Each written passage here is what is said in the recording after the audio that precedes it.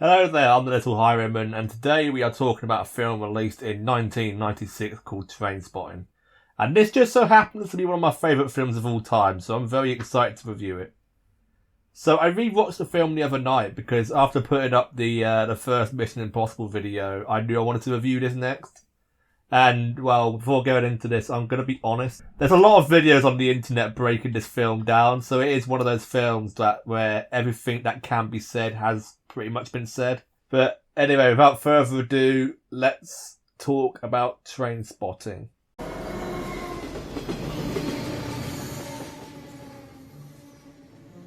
So, just some background on the film. It's based on a book of the same name, which is written by a Scottish author by the name of Irvine Welsh.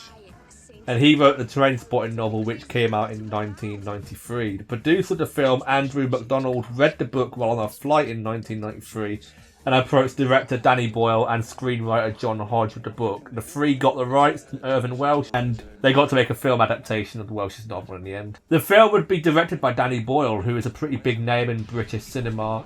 He also directed 28 Days Later, Slumdog Millionaire, and 127 Hours, as well as Shallow Grave, which is his first film. John Hodge would write and adapt the novel into a screenplay, and he was working with both Boyle and MacDonald to achieve this. As for the casting, the film's cast has quite a lot of big names in here. A lot of them before they got big, but the biggest name in here is obviously Ewan McGregor. And he's mostly known as Obi-Wan Kenobi in Star Wars, but he's also Danny Torrance in Doctor Sleep, which I really want to review at one point. Ewan plays the character of Mark Renton, who serves as the film's protagonist. Joining Ewan, we got Ewan Bremer, so it must be confusing with two Ewans. But he plays the dim-witted Spud Murphy. Johnny Lee Miller joins the cast as the Bond-obsessed sick boy. Robert Carlyle as the psychotic Frank Begbie. Kevin McKidd as Tommy, and Kelly MacDonald as... well, we'll get to her in a little bit. Also, fun fact, I didn't know this when watching the film originally, but James Cosmo is in this film as Renton's dad. I didn't even know it was him. The only thing I've seen him in is Game of Thrones as the Lord Commander of the Night's Watch. I forgot that guy's full name. But I didn't know it was him in this film. So when I was doing some research, I found out that the actor who played his dad in the film was James Cosmo. So Renton really should be considering himself lucky that he's not playing the Lord Commander of the Night's Watch, or he'd be 50 Shades of fuck. So the film opens up with an introduction of all the characters, starting with Renton and Spud running down the street with a now famous Choose Life monologue at the start, which serves as a way to introduce Renton's viewpoint on consumerism and living a middle-class life. But it also goes to show that there's people who are addicted to progressing through life as a member of the middle class. Buying that car, that house, that big fucking television. And then there's people like Renton who's addicted to drugs. It sets the stage right away for these characters and what the story is about. Throw in the song Lust for Life by Iggy Pop, which gives off a punky vibe to the opening, and you begin to understand the setting these characters find themselves in. The scene is then followed up by a game of football between the core cast of the film. Renton, Spud, Sick Boy, Begbie and Tommy playing football against Carlton Athletic, who are a recovery group of drug addicts. And it's here where we understand the dynamic between the core cast. They are a dysfunctional and an unhealthy friend group. We see Sick Boy using scummy tactics to get the ball. We see Begbie using more brutal and underhanded tactics like the slide tackle. We see Tommy getting ganged up on in the corner, and we see Spud trying and failing. What we glean from this is that Sick Boy is quite conniving and treacherous, Begbie is unpredictable and violent, Tommy is prone to being peer pressured, and Spud means well but isn't capable of doing what he wants to do.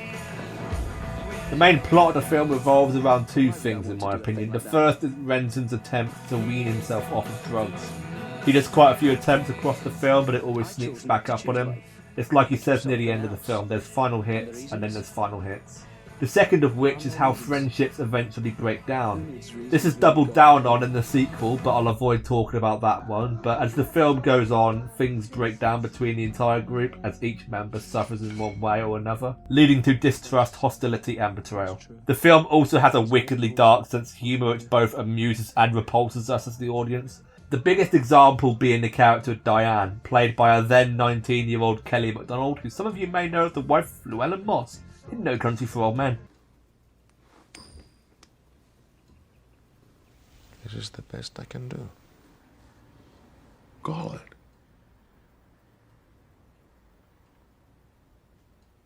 I know you was crazy when I saw you sitting there. I knowed exactly what was in store for me. Call it. No. I ain't gonna call it. Call it. The coin don't have no say. It's just you. I got here the same way the coin did. Her character in this meets Renton at a nightclub, and the two eventually return to her house to do the deed, I guess. She then kicks Renton out onto the sofa, and when he wakes up the next morning, we see this amazing moment. Morning.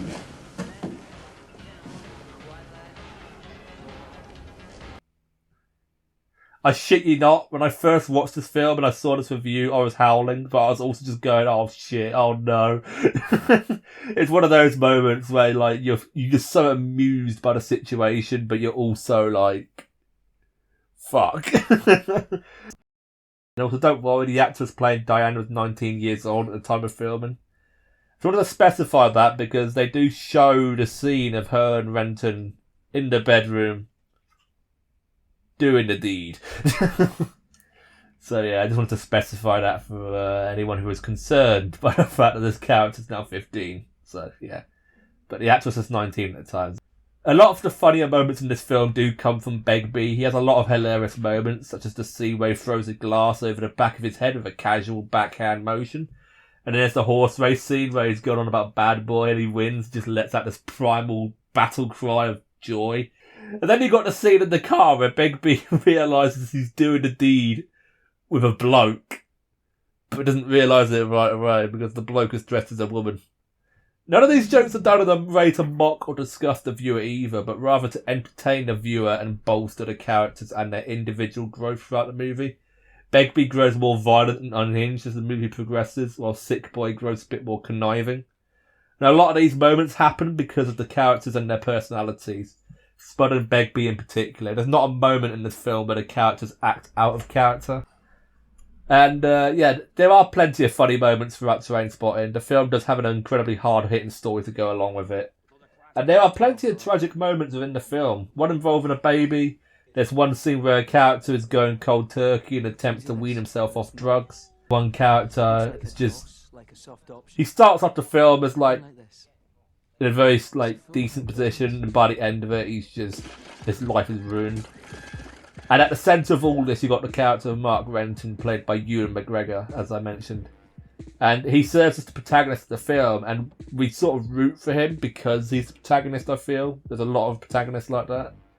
And like, he's a very bad person, he's a selfish person, and I won't spoil what he does in the film. But there are moments more notable than others, but it's clear that he's not a good friend to have. But he does notice this later on in the film, and his growth continues in the second film. Ultimately, Renton does sort of have that realisation and self-awareness, I guess. He does sort of confront it in one scene.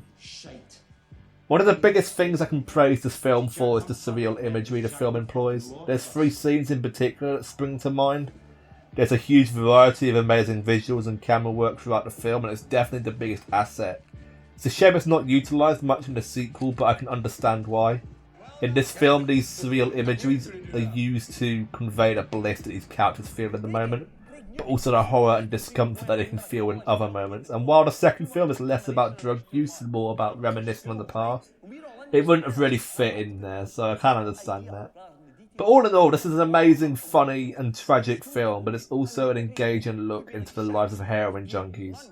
And even though I myself am not a drug addict, I think just about anyone can relate to these guys in one way or another. Everyone has an addiction, here's mine. But overall, this is an incredibly accessible film to watch despite being very hard-hitting.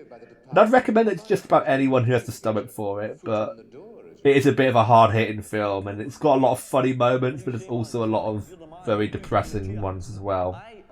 And I guess having that like juxtaposition makes it even more like depressing and funny in both aspects.